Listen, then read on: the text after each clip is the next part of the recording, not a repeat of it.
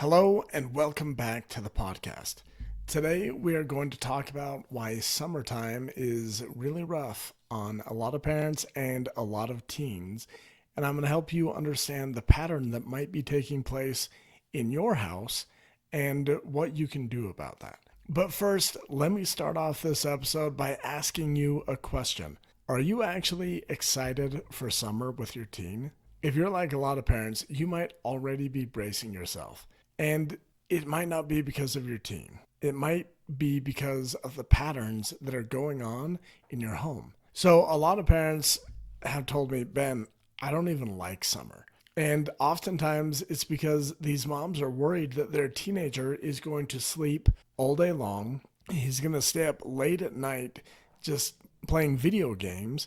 And then she's going to have to nag him all day, every day, just to get him to do anything. And in the past, every time they've pushed their teen to try and get him to do chores or do what he's supposed to, he's pushed back. And somehow, even what most adults would think are normal, fair requests turn into the same old fight that you've had in summers past or that you were having throughout the school year. And if that's you, I want you to pay close attention to this episode because the problem isn't just summer. And you're not the problem, and your teenager's not the problem either. The problem is that the pattern that your family brings into summer allows for that type of behavior.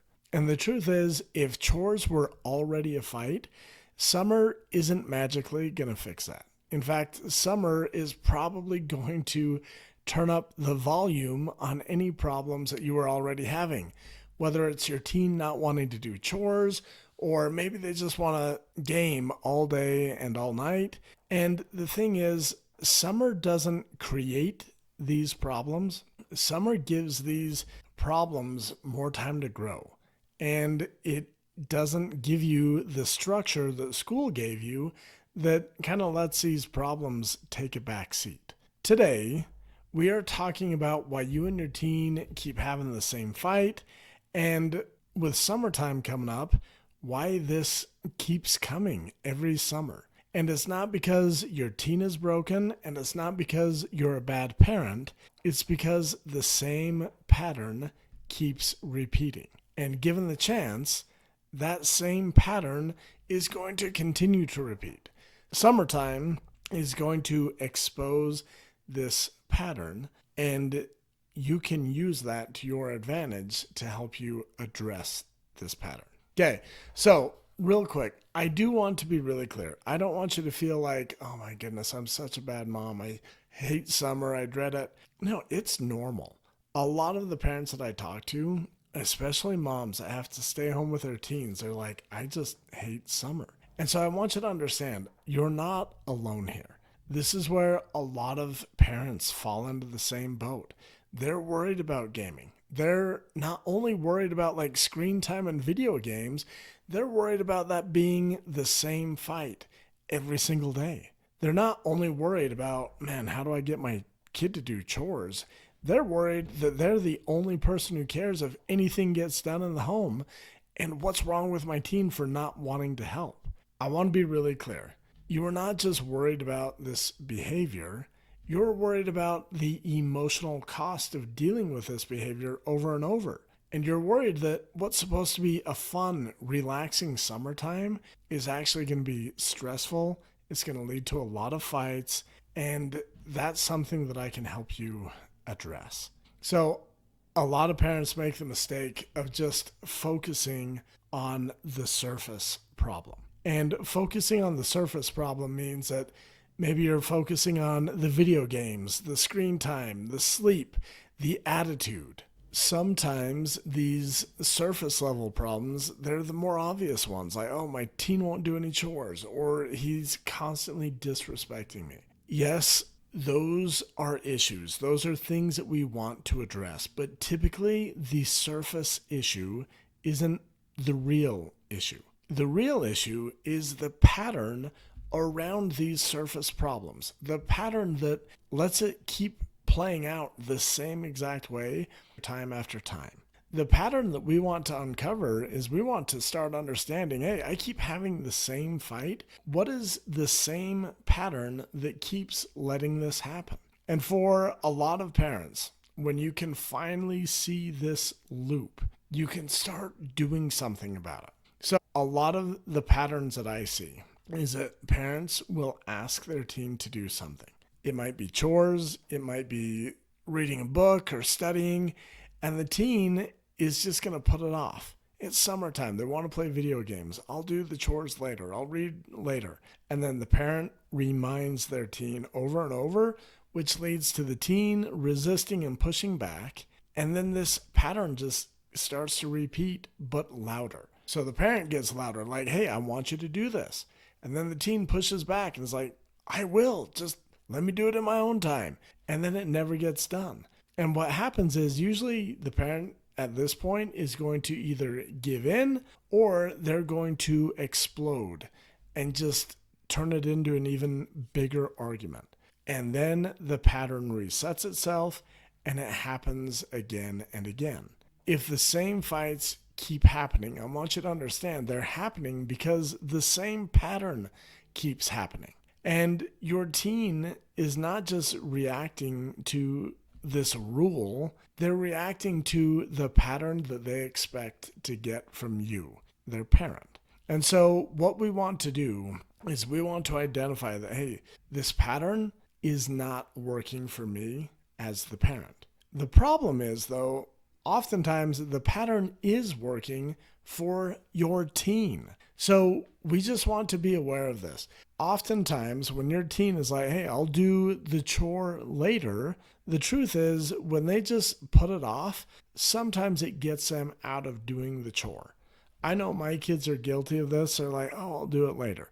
Well, sometimes if you wait long enough, I need it to be done, and it's faster for me to just do it immediately than go track down my teen, get them off their device, and get the chore done. And so I inadvertently create this pattern that doesn't work for me, but it works for my teenager. Like, look, I postponed this thing. I delayed it. I procrastinated, and it totally benefited me because dad did it for me. For some teens, arguing gets them more game time.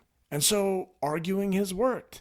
That pattern doesn't work for you, but it works for them because they're getting what they want. And so what I want to invite you to do, I want you to start identifying these patterns and just explore, how is this benefiting my teenager? And be careful with how you do this.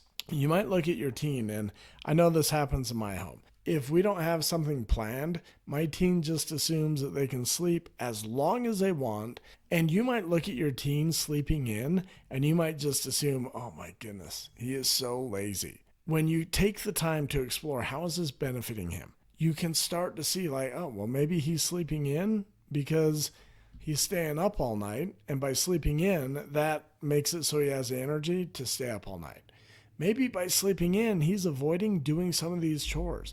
And you can start to see some of these patterns and you can start to understand, oh, well, it makes sense that my teen would do that because they benefit from this. And just some examples that I see. A lot of times I'll have parents tell me, my teen is gaming nonstop because they don't care about the family. No, they're probably gaming nonstop. Number one, because as they went into summer, they probably had this vision of what they thought summer would look like. And in their teenage brain, it looked like just endless video game time. So you can start to understand, oh, well, of course they want to play video games. That's way more fun than doing chores.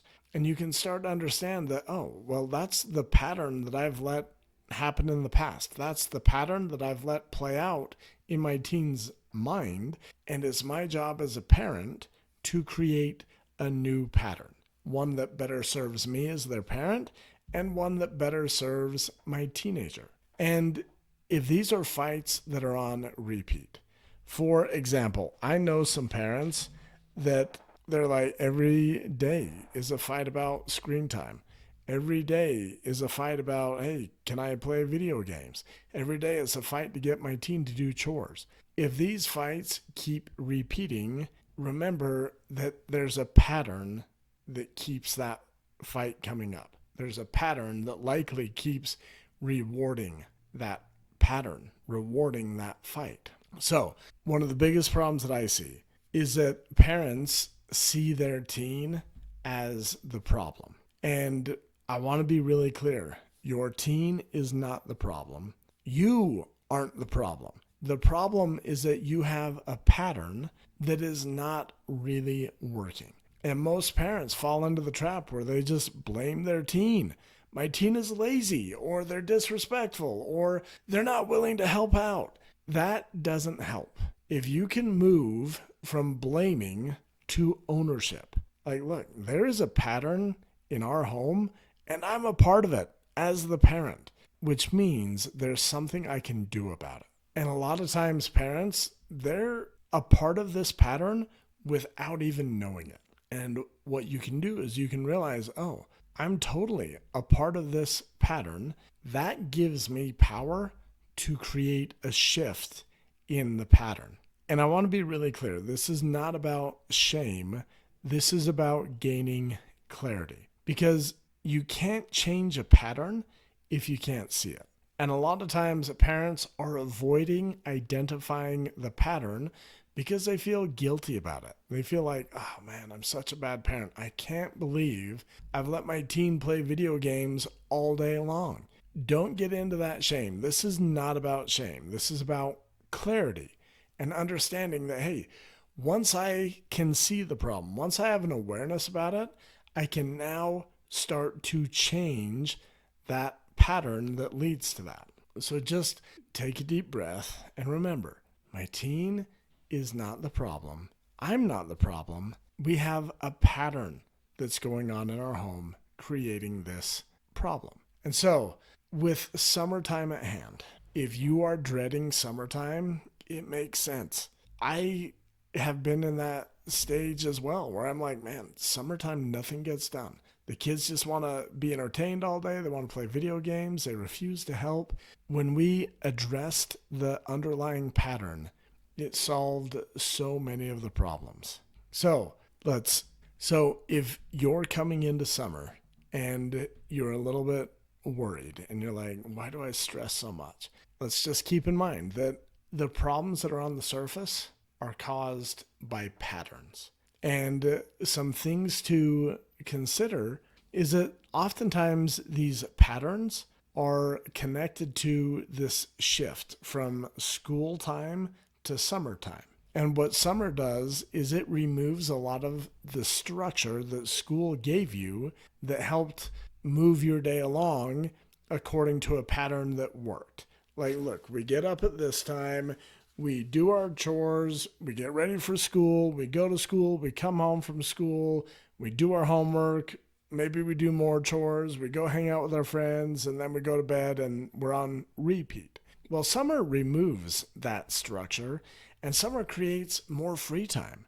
And summer gives gaming, sleeping, chores more room to exist when they didn't have that before. And so summer doesn't just magically make your teen irresponsible. What summer does is it just gives more time to the things that your teen wants, and it shows you, it reveals like, hey, here are some of the patterns in your home that don't work. And so one of the things that I see a lot, like if you're fighting about screen time, chores, going to bed on time, if you're fighting about that, I don't know, on a scale of like 1 to 10, maybe it's only a 3 during the school year. There's a good chance that summertime is going to elevate that to a 7 or an 8 because you don't have the structure that used to support you. So here's what a lot of parents resort to, and I want to be really clear, you do not need this. They resort to this big, long 47 rule summer contract.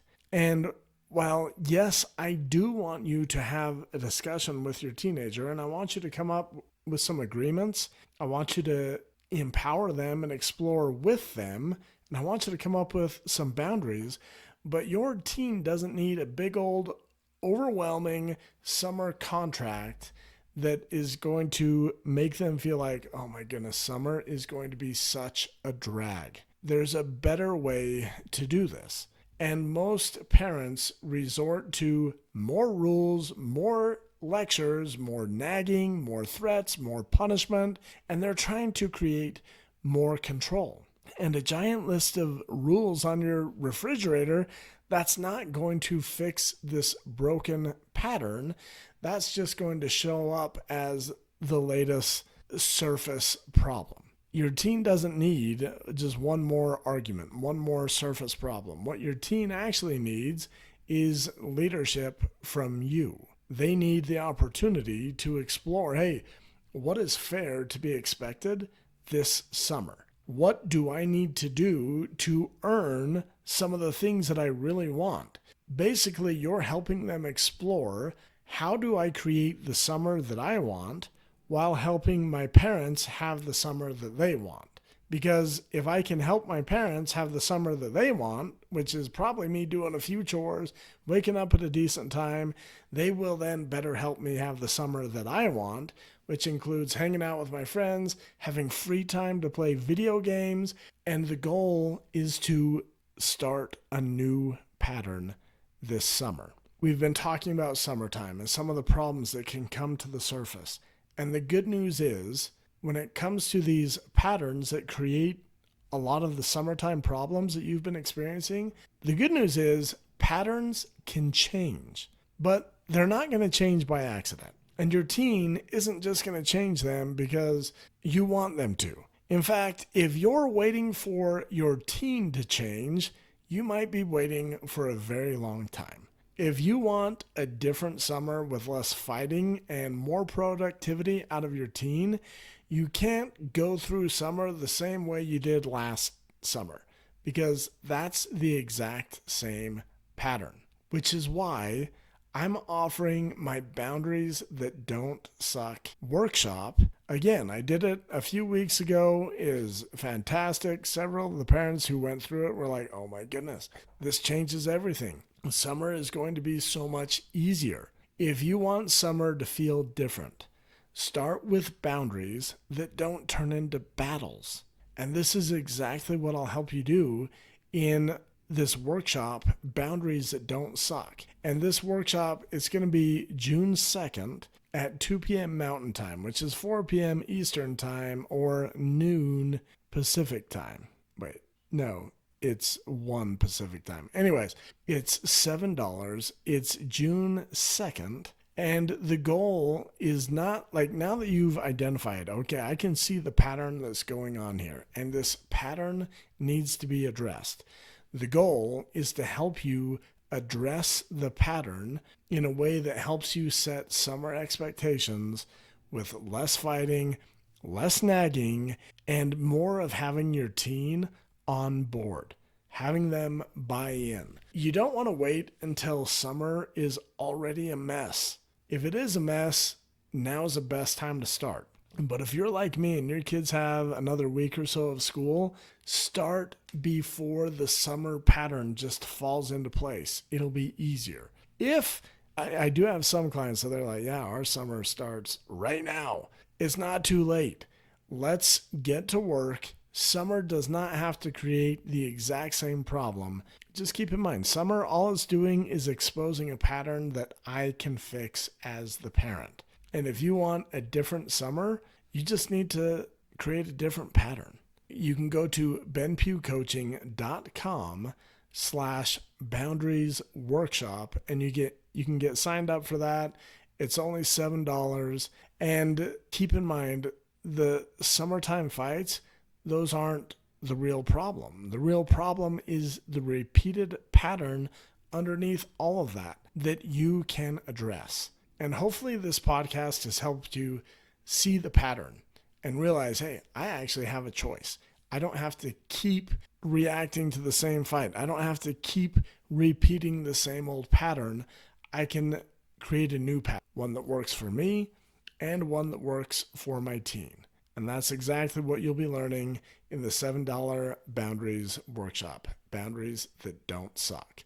If you're ready to have a summer that has less yelling, less nagging, and is way more fun for you and your teen, go get signed up today. You can go get signed up at benpughcoaching.com/boundariesworkshop. I'll see you next week.